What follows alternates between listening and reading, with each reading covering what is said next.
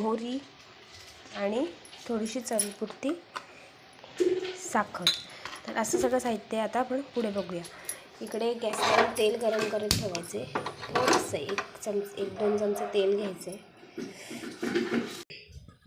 तेल चांगलं तापलं की त्याच्यात आपण मोहरी घालून घ्यायची। मोहरी तडतडली व्यवस्थित, मोहरी घालायची।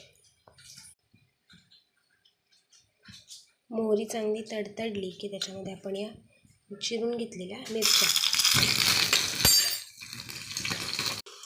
अशी मिरची तडतडली की त्याच्यामध्ये थोडीशी हळद घालायची आणि हे सगळं हळद घातली की हे मिश्रण सगळं एकत्र करून या आपल्या